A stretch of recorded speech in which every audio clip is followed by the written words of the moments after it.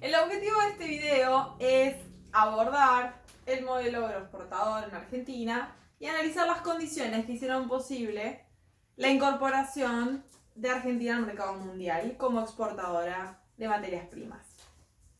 En ese sentido, el periodo para tener en cuenta esta cuestión hay que observar el periodo que va desde 1880 hasta 1930.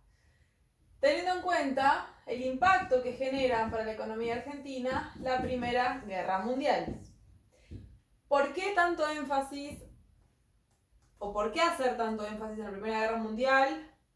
Bueno, porque sencillamente, esto explicaremos más adelante, pero implicó una fuerte recesión para la economía argentina y un agotamiento del modelo.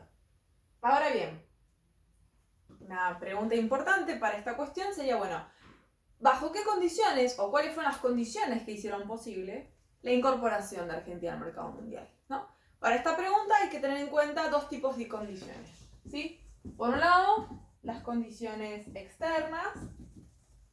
Bueno, estoy intentando hacer buena letra. Y por otro lado, las condiciones internas. Respecto a las condiciones externas, acá hay que básicamente pensar que en la segunda mitad del siglo XIX se estaba produciendo una fuerte expansión del capitalismo industrial europeo. Y la principal potencia que lideraba ese proceso era Gran Bretaña.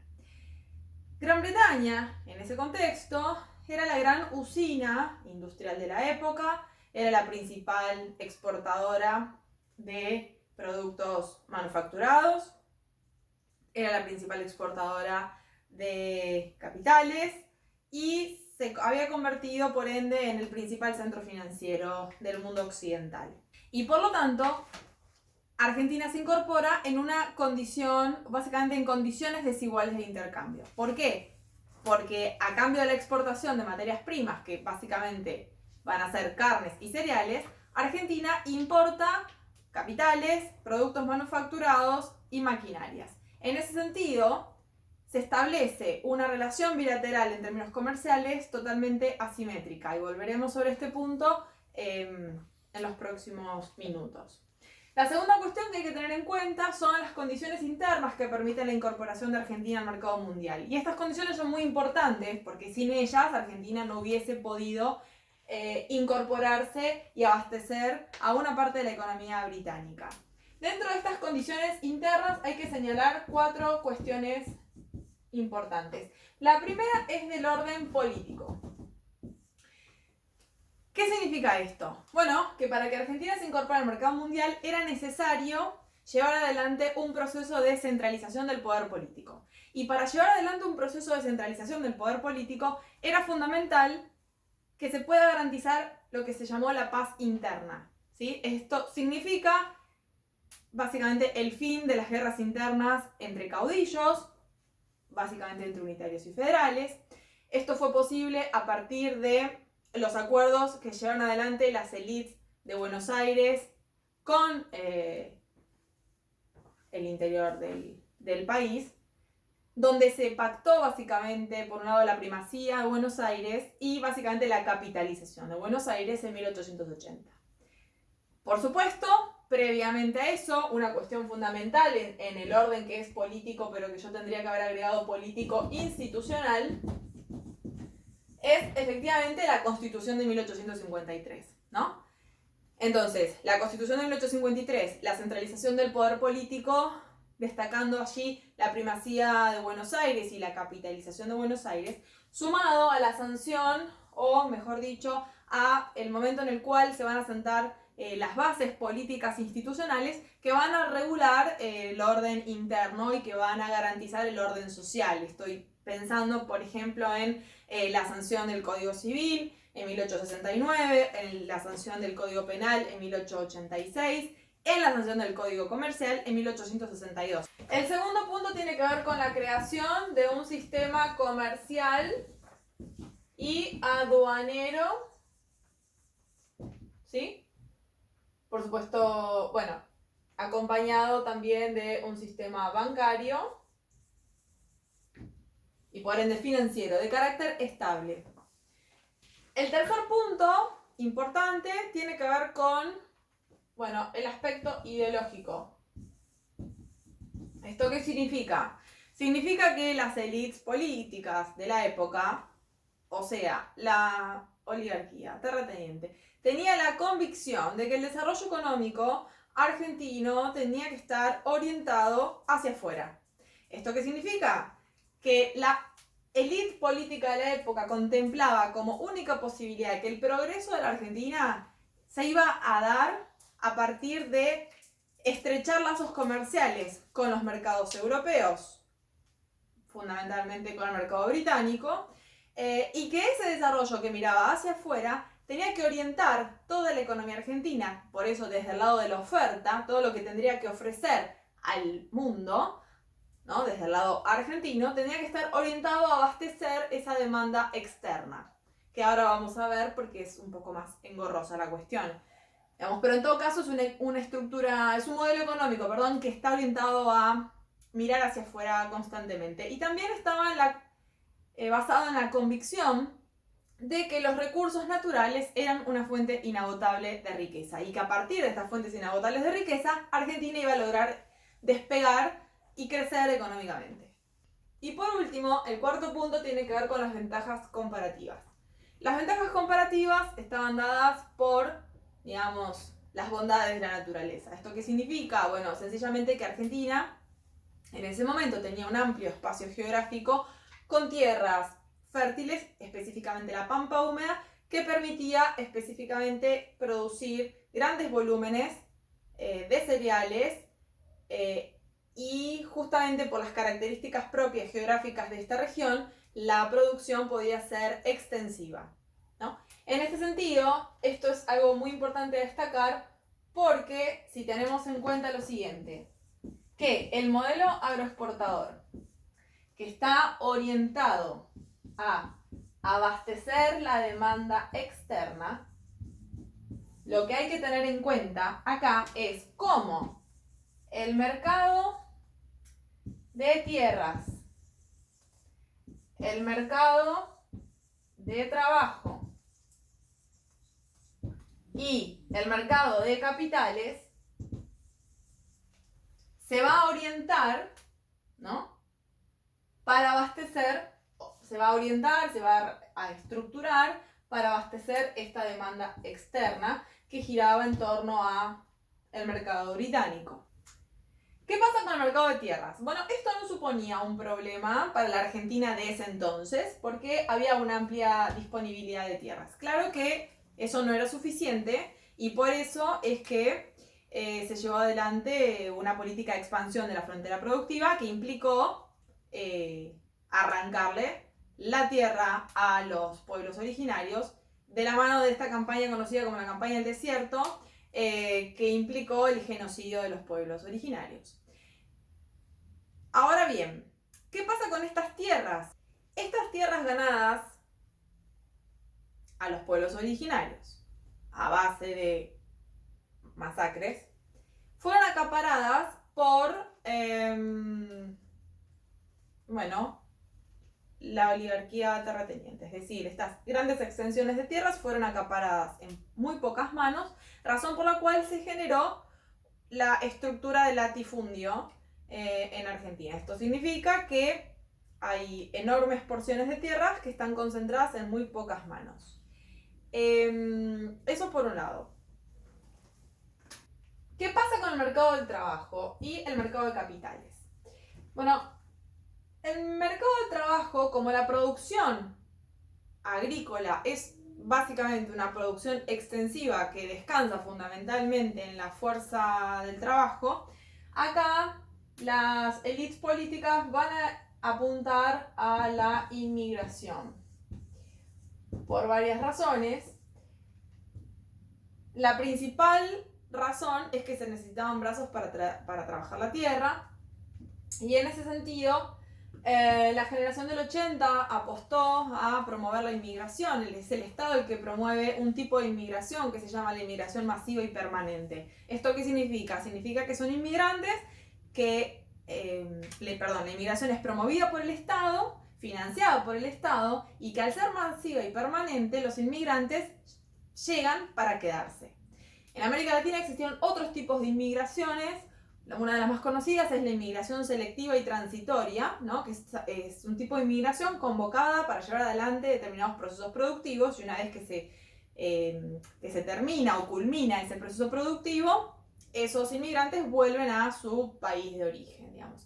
Pero en Argentina, al igual que sucedió, por ejemplo, en Uruguay o en Brasil, se apostó por un tipo de inmigración masiva y permanente, que luego va a traer una serie de problemas para las élites políticas porque, digamos, como el Estado le promete una serie de cuestiones básicas, como por ejemplo venir a trabajar la tierra y se le promete tierras, y resulta que cuando estos inmigrantes llegan, esas tierras fiscales ya están acaparadas en pocas manos, lo que empieza a haber es un proceso de expulsión, digamos, de inmigrantes del campo a las ciudades. Y son inmigrantes que son convocados para trabajar en el campo, pero que finalmente tienen dificultad para acceder a la tierra, con lo cual hay un proceso de expulsión masivo hacia las ciudades. Pero en definitiva, la élite política, básicamente la generación del 80, apuesta a la inmigración porque existía la creencia, ¿no?, en que el progreso y el desarrollo estaba estrechamente asociado al hombre blanco, ¿no? Entonces, esta idea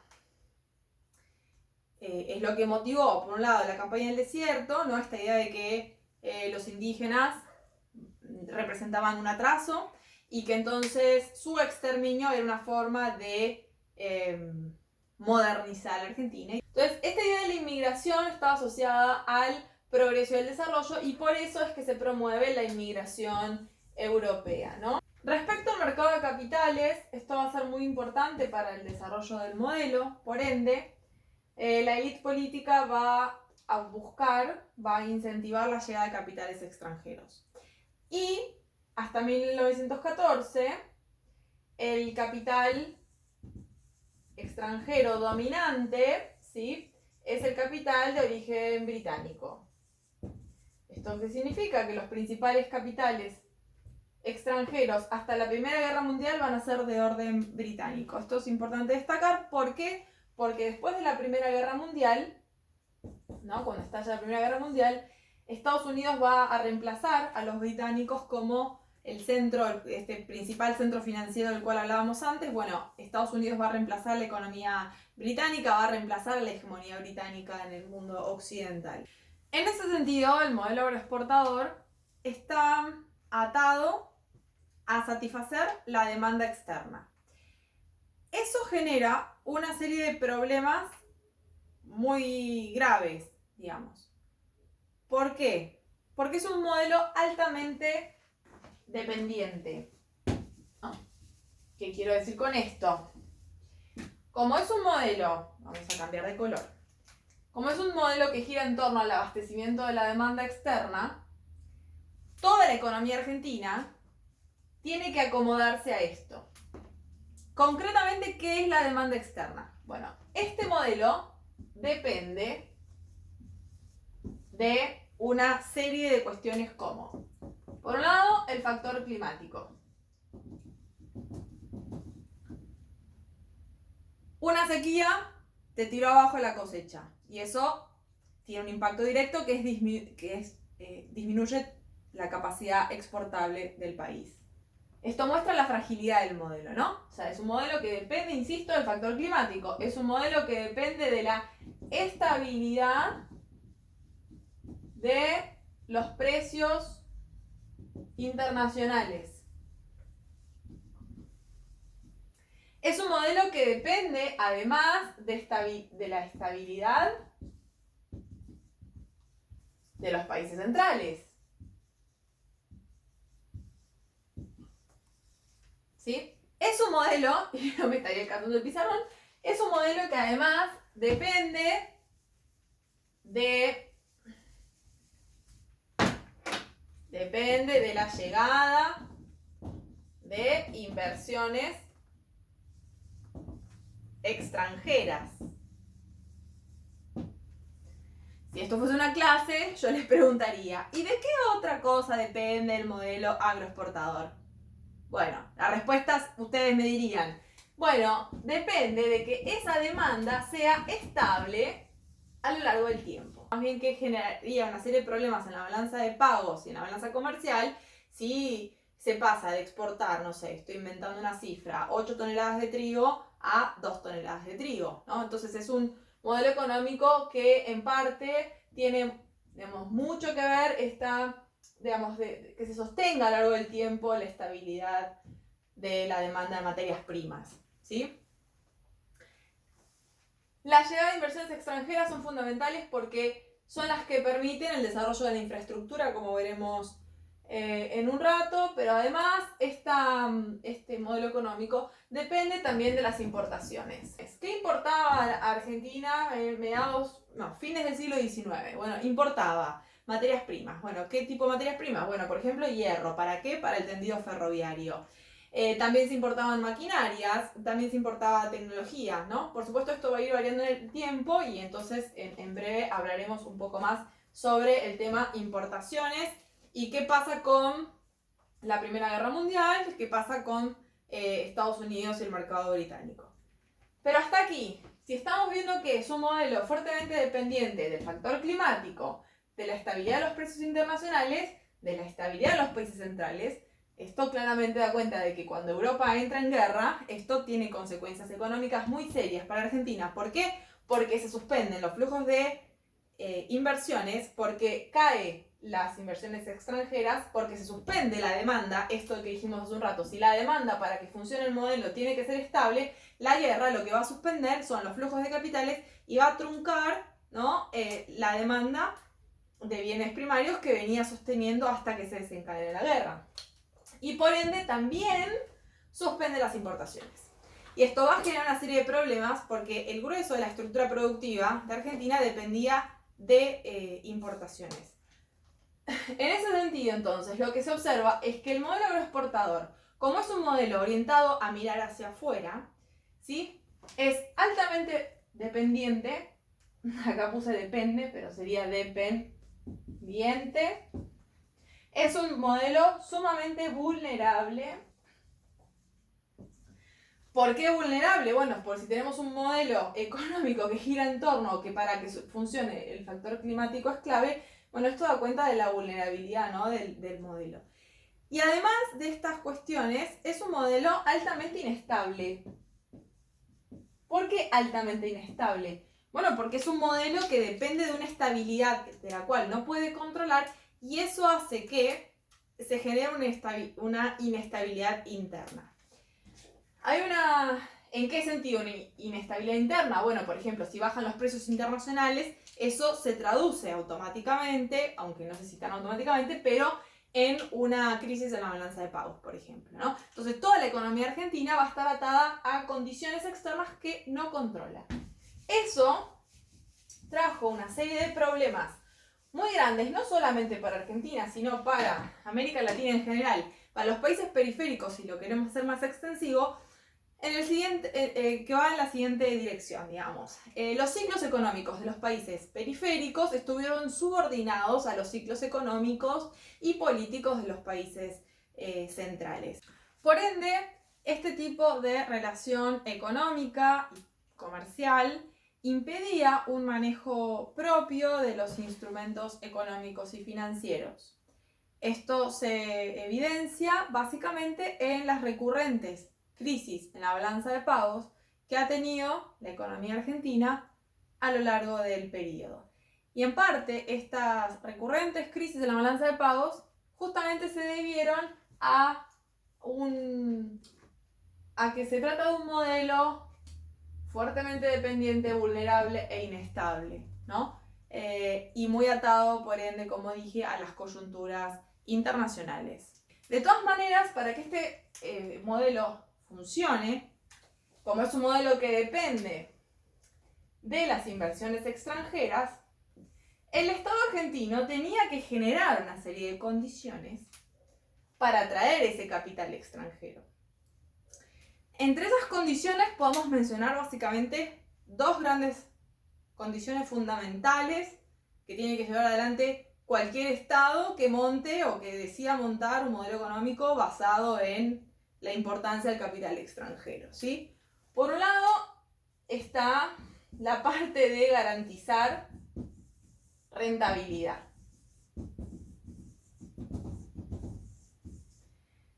Y, es decir, el Estado tendría que comprometerse básicamente a garantizar la rentabilidad a estos inversores extranjeros. Y punto B, básicamente el Estado debía comprometerse a brindarle seguridad jurídica. Bien, volvamos a la cuestión de la economía mundial y la incorporación de Argentina a ese mercado. El esquema de división internacional del trabajo vigente se basaba en los principios del libre cambio. Ahora bien, cuando Argentina se incorpora al mercado mundial, ese mercado estaba sufriendo una serie de transformaciones. Y esa serie de transformaciones se debían en parte al impacto de la crisis internacional de 1873. Esa crisis internacional tuvo un efecto muy fuerte, principalmente podemos decir que sacudió, ¿sí?, a la economía europea. Y lo cierto es que esa crisis también afectó a Estados Unidos, pero lo que ocurrió es que hay una serie de potencias menores, como Francia, Alemania y Estados Unidos, que van a salir de la crisis producto de la adopción de políticas proteccionistas. De la mano del proteccionismo económico, van a abocar su economía al desarrollo industrial y comienzan a tener un mayor incremento, ¿sí?, en lo que es la participación del comercio mundial. Eso implicó, digamos, esa mayor importancia que van a tener estas jóvenes potencias, implicó un gran desafío para la economía británica, dado que su propia supremacía económica y financiera estaba siendo de alguna manera socavada, ¿no? Es decir, los británicos encontraron al calor de la crisis del 73, digamos, unos competidores que, si bien eran jóvenes del mercado, de alguna manera esto, digamos, empezó a marcar las diferencias que había con la economía británica. La economía británica, lo que empieza a evidenciarse es que a partir de esta crisis, la del 73, manifiesta una mayor desaceleración, una mayor lentitud respecto a sus competidores. En ese sentido, por ejemplo, ya al calor, por ejemplo, de la siguiente crisis internacional, la de 1890, Estados Unidos, como uno de sus principales rivales, pensemos que ya superaba a la economía británica en la producción de acero e incluso en la producción de hierro. Recordemos también que hacia 1900, por ejemplo, Estados Unidos comenzó a estar en la vanguardia de la producción de carbón, y de esa manera le disputaba a uno de los lugares centrales que ocupaba la economía británica a nivel mundial, ¿no? En ese sentido también hay que señalar que Estados Unidos, al producir, o sea, tener la capacidad de producir también productos primarios, luego del fin de la guerra civil, se va a abocar fuertemente a la producción industrial. Por supuesto que esto es un proceso muy largo, pero que vale la pena señalarlo por lo siguiente. Digamos, se interesa ver acá cuál va a ser la respuesta de la economía británica frente a la emergencia de estas jóvenes potencias competidoras que van a justamente, o sea, lo que le sucede a la economía británica es que se incrementa notablemente la competencia comercial, una competencia comercial que gira en torno a la disputa por, bueno, quién gana mayor cantidad de mercados y también cómo conservar aquellos mercados que ya fueron conquistados, ¿sí? En ese sentido, las respuestas que da el Reino Unido frente al avance, ¿no?, de estas jóvenes potencias va a ser un aumento exponencial, ¿sí?, de sus exportaciones de capital y va a dirigir buena parte de su comercio exterior hacia aquellos mercados protegidos bajo su imperio, ¿no? Y hacia el mundo periférico, o sea, hacia los países con menos desarrollo. Y en ese sentido, ahí es donde Argentina cobra, digamos, un lugar importante. Esto vale la pena señalarlo y destacarlo para entender, bueno, finalmente, por qué está este bilateralismo que se da entre Argentina y Gran Bretaña. En este contexto, entonces, al calor de la crisis del 73 y la crisis del 90, lo que va a ocurrir es que nace una nueva etapa del comercio internacional, entonces caracterizado por una diversificación del poder económico mundial. Un poder económico que ya no era solo, no solo la economía británica era la que lideraba, ¿no?, ese poder económico mundial, sino que estaba siendo fuertemente disputado por estas jóvenes potencias que acabamos de señalar. Por ende, la respuesta que da Gran Bretaña frente a este incremento de la competencia que se da a nivel comercial por ganar mayor cantidad de mercados o bien conservar los ya conquistados, lo que hace la economía británica es básicamente reorientar los factores de producción de capitales y de mano de obra hacia aquellos países periféricos llamados espacios abiertos. ¿Por qué se llamaban espacios abiertos? Bueno, porque sencillamente eran países con una baja densidad demográfica y una amplia extensión territorial que le permitía producir una buena cantidad de materias primas de muy buena calidad. En ese sentido, la ventaja que obtenía Gran Bretaña es que en retorno, ¿sí?, recibía dividendos e intereses, lo que acrecentaba la acumulación de capitales y además recibía materias primas y alimentos, por supuesto, y todo ello estimulaba la exportación de manufacturas, ¿sí? Por lo tanto, la relación aquí, lo que se puede observar es que, como dijimos antes, si la economía argentina, y cabe pensarlo también para las economías periféricas, van a montar un desarrollo económico basado en la producción de materias primas y en la exportación de materias primas, y este modelo agroexportador o bien modelos agromineros está orientado a satisfacer la demanda externa, a la vez, a la economía británica lo que le resulta en este sentido beneficioso es mantener a un amplio conjunto de países que dependían de esos capitales extranjeros, y ahí es donde aparece el rol de la economía británica, que además no solamente aporta, la economía británica no solamente exporta capitales, sino que además exporta sus productos manufacturados y además exporta materias primas, exporta maquinarias, exporta bienes de capital. Asimismo, lo que obtiene, obviamente, es el retorno en dividendos e intereses, ¿sí?, de aquel capital oportunamente prestado. En este sentido, se puede pensar en que se establece una relación complementaria entre América Latina, por ende Argentina, respecto a la economía británica. Esto fue desarrollado por Tullio Alperi-Ndongi, que refirió a lo que él llamó el pacto neocolonial. Este pacto neocolonial descansa, como dijimos, en una relación de complementariedad, se me mueve el pizarrón, económica. Es decir, como dijimos antes, se trata de una relación asimétrica, marcada por el deterioro y la desigualdad en los términos de intercambio, pero pese a esas enormes dificultades, se puede pensar en una relación de complementariedad, ¿no? Por esto que mencionábamos hace un rato. Ahora, esta relación de complementariedad se rompe, ¿sí?, cuando estalla la Primera Guerra Mundial, ¿sí? Porque ahí, una vez que pasa la Primera Guerra, Inglaterra no va a tener la capacidad de volver a ocupar ese rol privilegiado, ¿sí?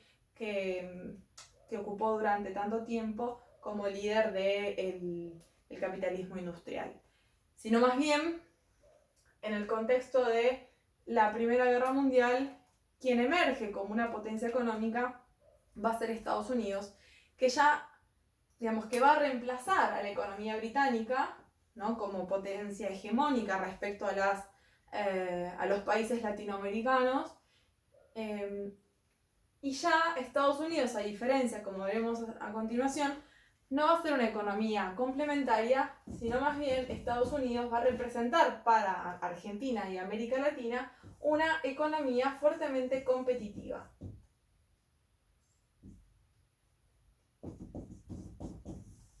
¿Sí? Ahora bien, volviendo a esta situación, ¿no? La relación de la complementariedad económica antes de que estalle la Primera Guerra Mundial, hay que pensar lo siguiente. Pensemos que en este contexto de crisis internacional, donde, como dijimos, digamos, la economía británica estaba teniendo disputas comerciales por parte de las jóvenes potencias, los ingleses van a tener una serie de déficit en sus balanzas de pagos. ¿Y cómo los van a financiar a esos déficits que van a ser recurrentes? Bueno, los van a financiar con lo que se llamó los ingresos invisibles.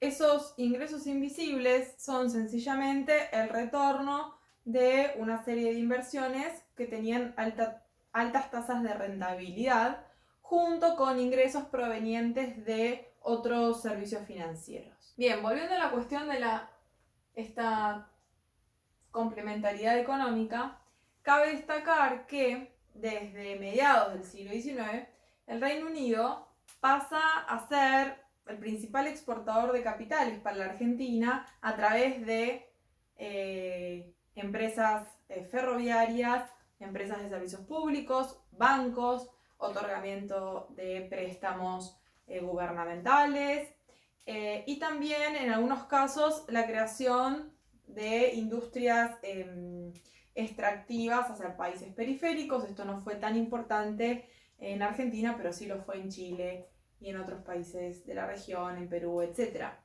Las inversiones británicas dirigidas a la economía argentina fueron destinadas en parte a financiar la construcción de redes ferroviarias y de transporte. Dicho de otro modo, digamos, estas inversiones extranjeras directas, como dije, se tradujeron en montar, por ejemplo, empresas ferroviarias, de servicios públicos, etc. Pero también la economía británica exportaba bienes de capital, como por ejemplo maquinarias necesarias para la construcción ferroviaria, locomotoras, etc., así como materias primas, hierro, acero, combustibles necesarios para también el desarrollo de la red de transportes en general. La red de transporte motivó asimismo la construcción de obras públicas, por ejemplo, entre tantas como la construcción de viviendas, la construcción de edificios públicos, también efectivamente la construcción de redes portuarias.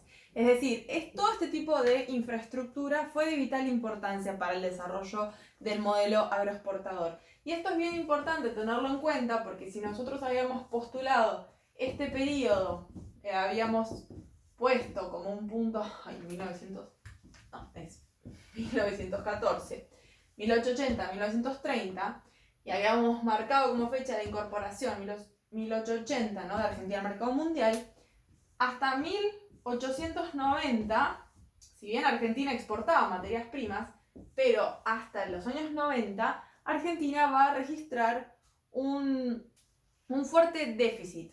¿Por qué un fuerte déficit? Bueno, porque en este periodo es donde las importaciones, ¿no?, de bienes de capital, de maquinarias, de materias primas, para el desarrollo de toda la infraestructura necesaria para un modelo agroexportador más dinámico, ¿no? Estas importaciones van a ser mayores que las exportaciones. Por eso lo que caracterizó a la economía argentina en este periodo es un profundo déficit comercial. Asimismo, en este mismo periodo hubo picos bastante, digamos, elevados de la llegada de créditos externos, es decir, Argentina había recibido una enorme cantidad de préstamos, préstamos gubernamentales que se utilizaron para distintos fines, ya sea para cubrir déficits presupuestarios como también para cubrir, por ejemplo, digamos, lo que tiene que ver con gastos militares, aquellos gastos militares que habían sido ocasionados por la guerra del Paraguay, una guerra que se terminó en 1870, o bien utilizados para cubrir deuda externa. Hasta 1890 el principal objetivo de los británicos era expandir sus exportaciones, como dije, a partir de la inversión extranjera de tipo directa, además de los préstamos que mencioné anteriormente, etc. La lógica británica va a cambiar posteriormente a esta crisis y va a ser justamente expandir sus exportaciones de capitales en muchos casos, pero ya en búsqueda o en la búsqueda del incremento de altas tasas de ganancias, ¿no? Esto no suena para nada descabellado, pero se relaciona fervientemente con lo que decía hace un rato, que tiene que ver con que en esta etapa la economía británica tenía serios competidores, ¿no? Entonces, por ende, su prioridad acá va a ser garantizar mercados y por eso la importancia de garantizar sus exportaciones. Más allá de las manufactureras, que son las más conocidas, sino también entre esas exportaciones son capitales y también inversiones extranjeras de tipo directas, ¿no? Ahora bien, a inicios del siglo XX lo que va a ocurrir va a ser una diversificación del capital extranjero, ¿sí? ¿Qué quiero decir con esto? Que Argentina ya va a apuntar a no encasillarse solamente con las inversiones extranjeras británicas, sino que va a abrir las opciones y aparecen entre esas opciones las inversiones extranjeras provenientes de Alemania, Francia y Estados Unidos, además, obviamente, del capital inglés. Entonces aparece un periodo, ¿no?, de diversificación y eso tenía que ver con, bueno, efectivamente, un poco equilibrar, digamos, la balanza de no endeudarse siempre con el mismo, ¿no?, con los mismos empresarios o con el mismo Estado, sino más bien era más negocio la diversificación porque se permitía mayor negociación, ¿no?, con los lobbies empresariales. En ese sentido, entonces, el Estado va a fomentar fervientemente las inversiones extranjeras y le va a garantizar básicamente algunos beneficios. Entre ellos, el beneficio más conocido es que un mecanismo que utiliza el Estado argentino para atraer inversiones extranjeras es garantizarle aproximadamente el 7% de ganancia del capital invertido, ¿no? En ese sentido, por ejemplo, es muy importante la ley Mitre de 1907, porque esta ley básicamente lo que hacía era eximir a las empresas de todo tipo de impuestos nacionales, municipales, provinciales, a cambio de una obligación única que rondeaba más o menos en torno al 3% sobre aquellas utilidades netas, y eso fue un instrumento extremadamente poderoso para estimular las inversiones extranjeras, ¿no? En ese sentido, y para resumir, de todas las inversiones extranjeras, claramente la cuestión ferroviaria, ¿no?, la red ferroviaria, es la que finalmente, junto a la red portuaria y de transporte, pero la red ferroviaria es la que le otorgó el efecto dinamizador a la economía argentina. ¿Por qué el efecto dinamizador? Bueno, por básicamente 4 grandes motivos. El primero tiene que ver con que favoreció la puesta en producción de áreas que estaban alejadas del puerto, ¿sí?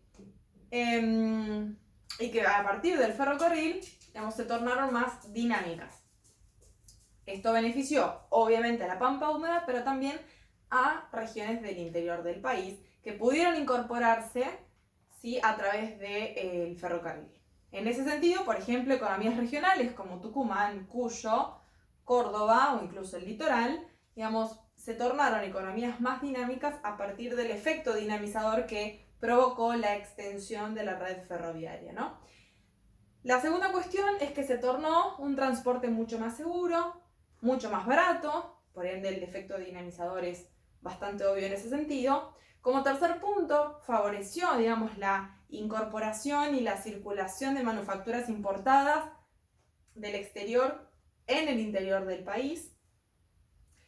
Y como cuarto punto, digamos, se valorizaron, es decir, subió, para decirlo más sencillamente, el valor de la tierra rural y también de la tierra urbana. Dicho de otro modo, el valor de la tierra cercanas a donde pasaba el ferrocarril elevaron su precio, digamos. Y esto efectivamente favoreció de manera indirecta a la oligarquía terrateniente, que efectivamente se había apropiado de las tierras fiscales, donde luego se valorizaron aún más producto del trazado de las líneas ferroviarias. Bien, hasta aquí hemos conversado alguna cosa acerca del mercado de capitales y el mercado de tierras.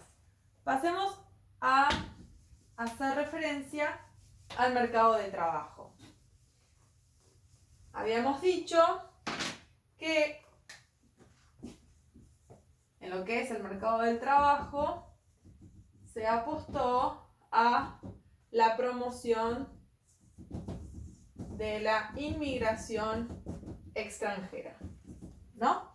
En ese sentido, habíamos mencionado que el lema en el cual giró la promoción de la inmigración extranjera giró en torno a la idea de que gobernar es poblar, y habíamos mencionado esta idea de que se consideraba que el hombre blanco era como el portador de la civilización, el desarrollo y el progreso, ¿no?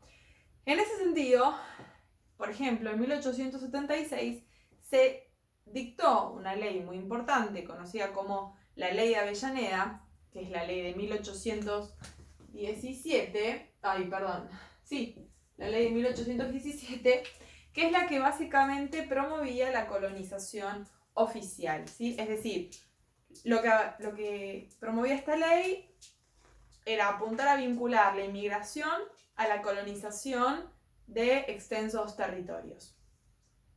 Para eso se creó el Departamento de Inmigración dependiente del Ministerio de Agricultura, que reglamentaba la introducción de los inmigrantes y establecía una serie de medidas para fomentar su radicación en el país. Recordemos que el mayor pico de llegada de inmigrantes, por lo menos a finales del siglo XIX, se dio en torno a la década de 1880, ¿sí? Y la ley de Avellaneda es de 1876, acabamos de decir. Esto significa que si en esta década se dio uno de los mayores picos de inmigración extranjera, la política de colonización básicamente ya había sido abandonada. Es decir, se sanciona la ley, llega una enorme cantidad de inmigrantes en torno a 1880, 1890, y esta ley que promovía la colonización de forma oficial, cuando llega el boom de inmigrantes, de alguna manera esta política había sido abandonada. ¿Y por qué había sido abandonada? Bueno, porque en la práctica, no en la ley, sino en la práctica política, lo que ocurrió es que se dio, o mejor dicho, se adoptó, como dijimos, una estructura latifundista de propiedad de la tierra. Esto significa, como dijimos, que grandes extensiones de tierra fueron acaparadas por muy pocas manos. Por ende, la ley de Avellaneda tuvo poco éxito. Más bien, los inmigrantes tuvieron serias dificultades para acceder a la tierra, para acceder a un pedazo de tierra y convertirse en colonos. En ese sentido, además de las dificultades para el acceso a la propiedad de la tierra, esta dificultad se combinó con otro problema muy frecuente en la época, que es que se había desarrollado un mercado especulativo de tierras.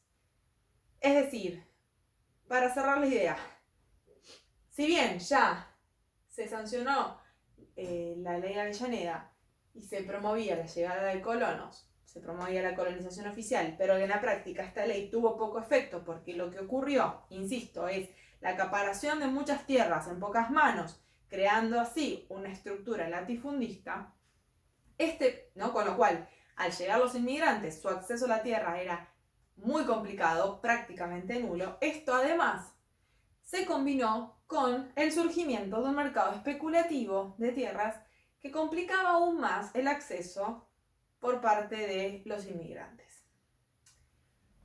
Por otra parte, en la práctica también ocurrió un problema respecto a la inmigración, ¿no? Que tiene que ver con que si bien para la generación del 80, como dijimos, la inmigración, el hombre blanco europeo proveniente de países nórdicos, tal como se pensaba esta concepción ideal del inmigrante ideal, tampoco tuvo los efectos deseados, porque en la práctica, finalmente, los inmigrantes que llegaron no fueron del norte de Europa, sino más bien del sur de Europa. Es lo que tendió a llamarse, como en la época, una inmigración no deseada. De manera tal de que si a finales del siglo XIX, mediados, finales del siglo XIX, la inmigración era vista como una manera de alcanzar, ¿no? de promover el desarrollo económico y social de la Argentina de ese periodo, a principios del siglo XX se van a sancionar un conjunto de leyes, ¿no? que van a apuntar justamente a criminalizar la protesta social llevada adelante por inmigrantes, ¿no? En ese sentido, claro, imagínense que si el gobierno por un lado incentivaba la inmigración y en la práctica tenía enormes dificultades para conseguir tierras y conseguir trabajo, es entendible que en todo lo que es finales del siglo XIX, principios del siglo XX, la conflictividad social y las protestas sean muy frecuentes en la época. Y la respuesta que va a dar el gobierno oligárquico en ese periodo va a ser la sanción de dos leyes muy importantes. Una va a ser la ley de residencia y la ley de defensa social. ¿Sí? Son dos leyes, la de residencia es de 1902, la ley de defensa social de 1910, que van a apuntar a criminalizar la protesta social llevada adelante por inmigrantes. Lo que quiero señalar aquí también es destacar que estos inmigrantes no deseados no solamente no venían del lugar que la generación del 80 había imaginado originariamente, sino que además tampoco tenían una fuerte experiencia agrícola, ¿no? Otra de las situaciones, también para cerrar un poco la cuestión de qué pasa con la cuestión migratoria, tiene que ver con los movimientos migratorios. Es decir, los movimientos migratorios no fueron estables, más bien fueron fluctuantes, y esta fluctuación dependió de varios factores. Algunos de ellos tienen que ver con, por un lado, el costo del transporte. Eso era un factor muy importante a tener en cuenta al momento de ver cómo iba variando el movimiento migratorio a lo largo de este periodo. Otra cuestión importante para entender esta fluctuación de los movimientos migratorios tiene que ver con las notables diferencias salariales. Otro factor importante tiene que ver con efectivamente las condiciones materiales de radicarse de manera definitiva en un país, en Argentina en este caso, y por otro lado, la crisis económica de 1890. La crisis económica de 1890,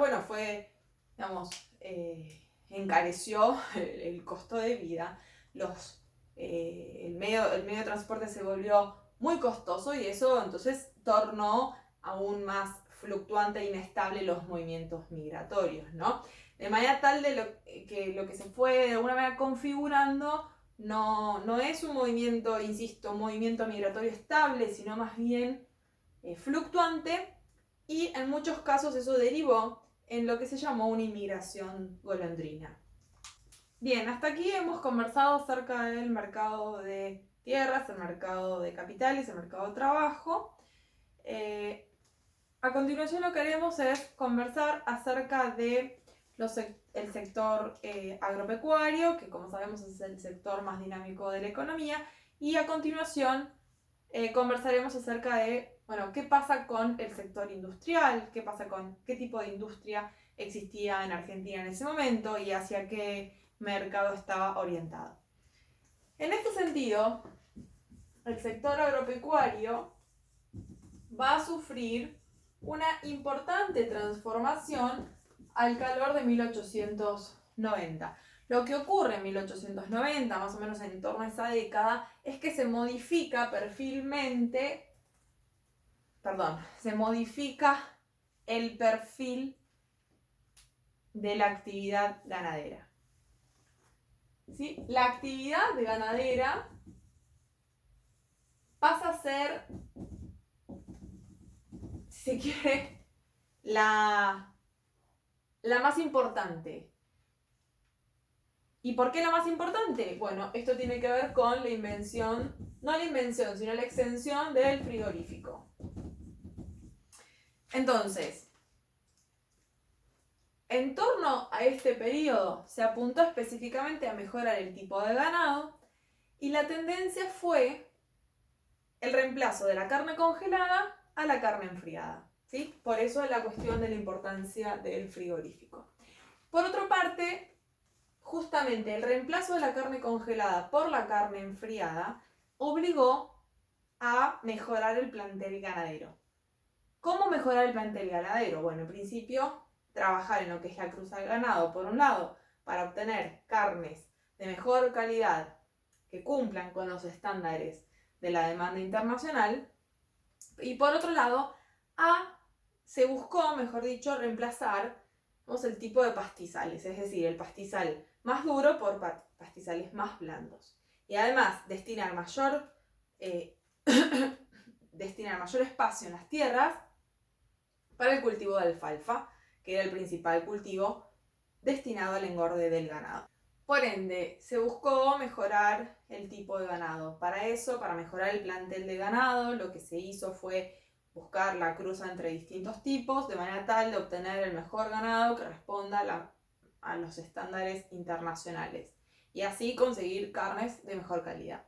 Para eso, además, lo que se hizo fue reemplazar los pastos duros por pastos más blandos y además se incorporó masivamente el cultivo de alfalfa para el engorde del ganado. De ese modo, además, se implementó una técnica que implicó la división de lotes. Y además empezó a arrendarse, estos lotes empezaron a arrendarse para dedicar los campos a la siembra de trigo, de maíz y luego de alfalfa para el engorde del ganado. En definitiva, la pregunta que habría que hacerse es, bueno, ¿qué fue lo que permitió que las materias primas argentinas se tornaran competitivas en el mercado mundial, ¿no? Y para responder a esta pregunta, ¿qué fue lo que hizo? ¿Cómo las ventajas comparativas se tornaron en ventajas competitivas? Hay que tener en cuenta algunas cuestiones que son básicamente tres puntos a destacar, ¿no? Para entender esto de cómo de las ventajas comparativas pasar a las ventajas competitivas. La primera de ellas tiene que ver con la reducción de los costos de producción, ¿no? Y ahí la invención del ferrocarril y la mejora en la red de transporte fue muy importante para la reducción de los costos, ¿no? Fundamentalmente el ferrocarril. El segundo punto tiene que ver con la amplia disponibilidad de tierras. El tercer punto tiene que ver con el arrendamiento. El arrendamiento es clave, digamos, porque fue la forma de explotación predominante en ese periodo, ¿no? Pensemos que los arrendatarios vivían en condiciones deplorables. Lo veremos a continuación, pero su forma de tenencia de la tierra era muy inestable y además sus familias también solían trabajar en esas tierras, es decir, que sus condiciones eran bastante deplorables y que vale la pena destacar que en torno al arrendamiento es que se logró de alguna manera producir de alguna manera más, ¿no? Porque básicamente, bueno, estos arrendatarios eran fuertemente explotados. Por otra parte, y el cuarto punto, es la mecanización del agro. Pensemos que a inicios del siglo XX comenzaron a utilizarse un conjunto de maquinarias agrícolas que eran importadas, como principalmente cosechadoras y trilladoras, que hicieron, bueno, esto, ¿no? Que el trabajo agropecuario se tornara más rápido, y eso se tradujo en una disminución de los costos de producción. Para repasar entonces, digamos, la actividad ganadera, recordemos que esta actividad ha pasado por distintas transformaciones. Como yo empecé por el final, digamos, pero habría que pensar que la actividad ganadera ha tenido distintas etapas. Yo comencé explicando, ¿no?, cuando la actividad ganadera llega a su momento de mayor desarrollo, que es cuando ya a partir del frigorífico y el reemplazo de la carne congelada por la carne enfriada. Pero para llegar a eso hay que mencionar algunas etapas anteriores. La primera de ellas tiene que ver con el ciclo lanar, ¿no? Fue muy importante, hay que pensar que estos fueron una serie de etapas, pero que no necesariamente una etapa implicó el fin, qué sé yo. Por ejemplo, estoy hablando del ciclo lanar, o estoy intentando empezar a hablar del ciclo lanar en torno a segunda mitad del siglo XIX, no necesariamente se abandonó en 1870, es decir, hay que pensar en distintas etapas, pero que muchas de ellas fueron coexistiendo a lo largo del tiempo, ¿no? Acá tenemos otra etapa. Entonces, en torno a la segunda mitad del siglo XIX, podemos hablar del ciclo lanar, y ahí es muy importante lo que se conoció como la desmerinización del ganado lanar. Esta desmerinización implicó el cruce de ovinos merinos con la raza Lincoln para obtener, bueno, mejores carnes y mejor lana. En este ciclo lanar, básicamente, el mercado de exportación está orientado a Inglaterra, a Francia y Bélgica, ¿no?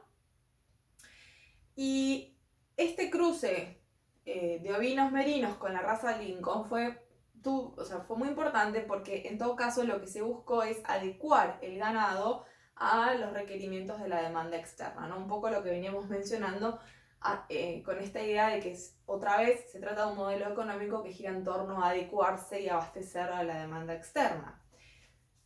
¿Sí? Eso es una primera etapa, digamos, un primer momento de la actividad ganadera. Un segundo momento tiene que ver con la búsqueda por el refinamiento del vacuno. Un tercer momento, que sería en torno a 1870, que tiene que ver con la exportación del ganado en pie, ¿sí?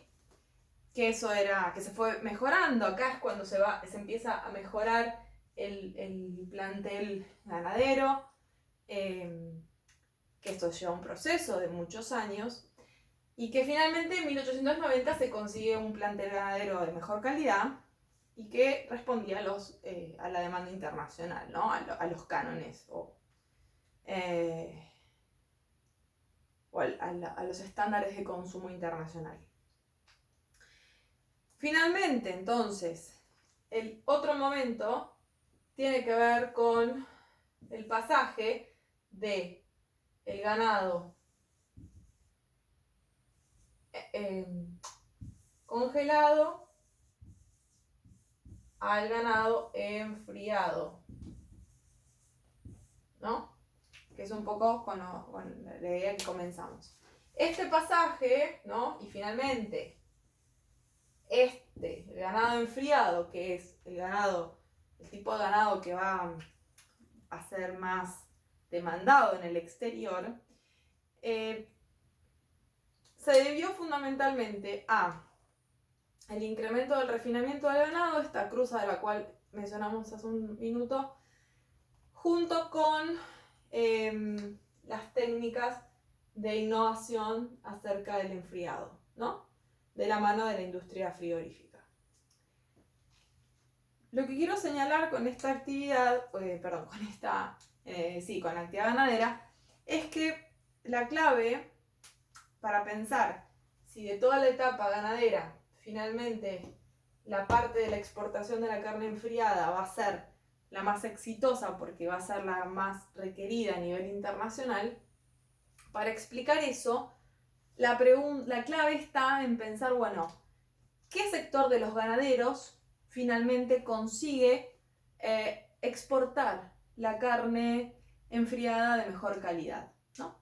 Y para responder esa pregunta es muy importante pensar entonces en qué sector de los ganaderos finalmente concentra las tierras más fértiles, que son las que de alguna manera permiten producir una carne de mejor calidad según los estándares internacionales o que se pueda adecuar a los estándares internacionales.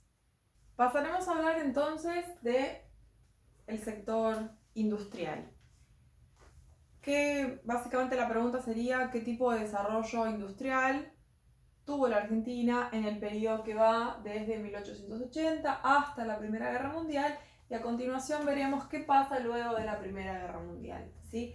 En qué manera hubo alguna modificación y cómo la Primera Guerra Mundial efectivamente afectó la estructura productiva en el ámbito industrial. Para eso, previamente habría que comenzar revisando, qué tipo de producción asociada, lo más parecido al trabajo industrial, existía en la Argentina previa a 1880. Recordemos que allí las principales actividades estaban ligadas a los saladeros, las graserías y las artesanías textiles. Esas actividades estaban muy lejos de ser industriales, sino más bien la lógica que predominaba en las lógicas de talleres, y eran talleres basados en el trabajo fuertemente manual. Esto significa que no tenían ningún tipo de mecanización, o más bien la mecanización era bastante escasa o nula. Bueno, esto es bastante redundante, pero esa básicamente sería un poco la idea.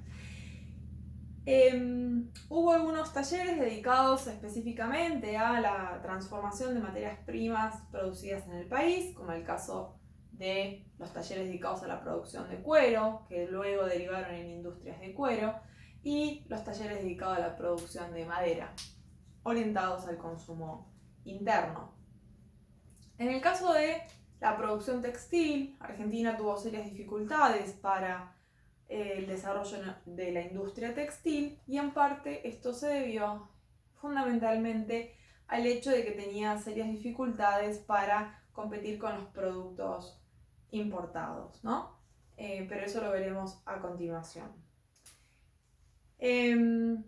Podríamos decir entonces que hacia 1880, y ya cuando Argentina se incorpora al mercado mundial, como habíamos mencionado, sí comienzan a surgir, un conjunto de talleres dedicados a la producción metalúrgica que estaban estrechamente ligados a la actividad ferroviaria. Es decir, lo que podemos encontrar es básicamente talleres mecánicos que ocupaban mucha mano de obra, porque dijimos que estas actividades prácticamente no descansaban en la mecanización, sino más bien en el trabajo manual.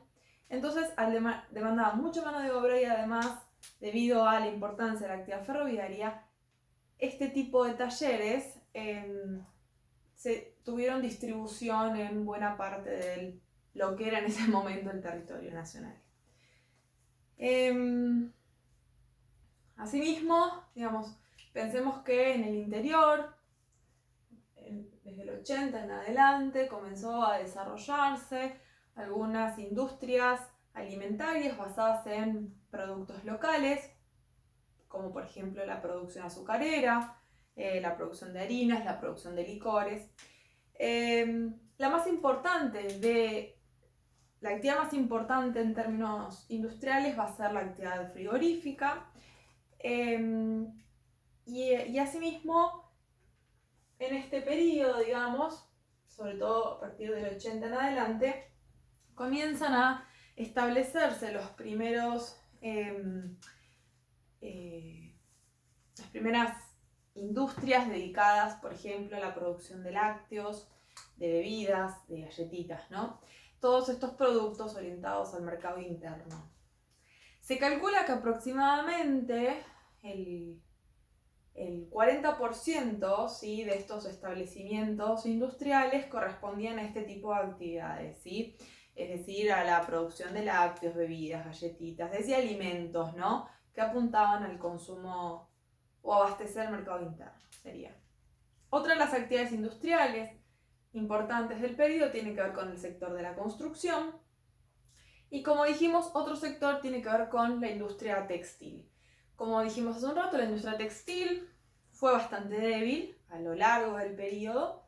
Por lo menos la industria textil tuvo serias dificultades en tener un impacto económico fuerte en Argentina, y eso se debió, insisto, a la incapacidad de competir con los productos manufacturados provenientes fundamentalmente de Inglaterra. Y va a ser después de la Primera Guerra Mundial que la industria textil va a experimentar un cierto crecimiento, ¿sí? Pero hasta la Primera Guerra la industria textil fue bastante débil y apenas llegó a abastecer el 20% del mercado interno.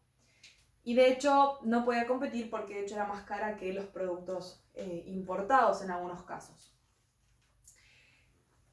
En resumidas cuentas, podemos decir que las industrias que más crecieron, o el sector industrial que más creció en este periodo, son aquellos sectores vinculados estrechamente a la exportación.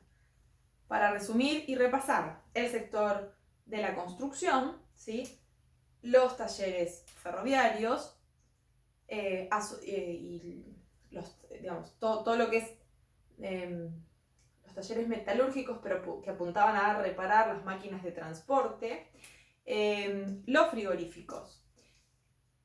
En general, en términos generales, y esto es muy importante subrayarlo y como tenerlo bien presente en la cabeza, es que la industria, como actividad económica, jugó un rol fuertemente secundario en el desarrollo económico hasta la Primera Guerra Mundial y después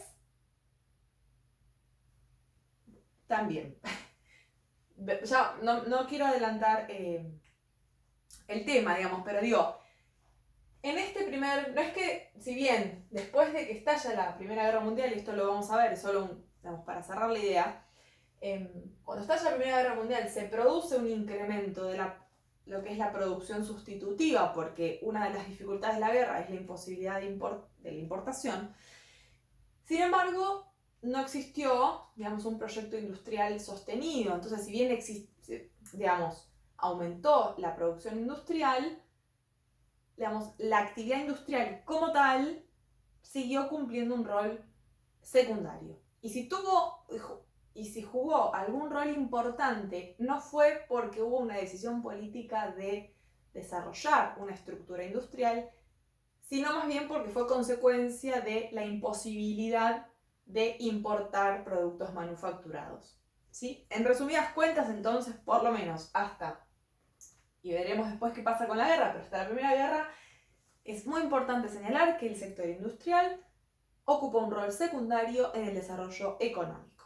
Entonces, si tuviéramos que presentar una suerte de balance en este periodo, como dijimos anteriormente, el periodo 1880-1890 se caracterizó por un déficit en la balanza comercial.